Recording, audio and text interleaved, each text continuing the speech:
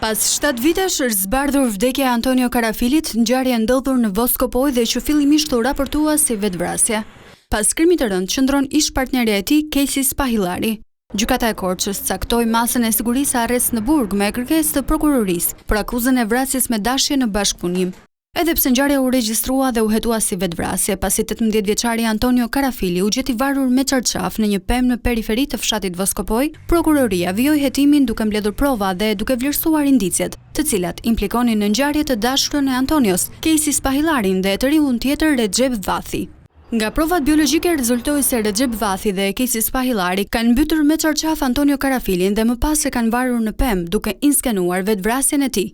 Nëna e Kejsi Spahillarit mohon akuzën ndaj vajzës së saj, teksa shton se kërkon vetëm drejtësi.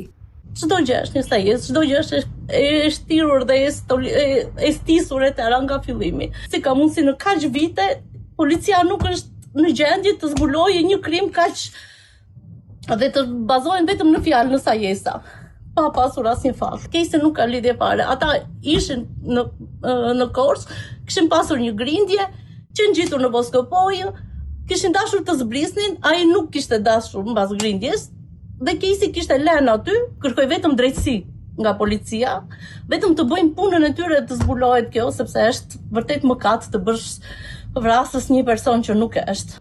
Motivi i krimit dyshohet të jetë lidhja paralele që Kejsi Spahillari kishte me viktimën dhe Recep Vathin. Pas krimit, Spahillari emigroi në Kanada, ndërsa në gusht të vitit 2024 vrau veten Recep Vathi.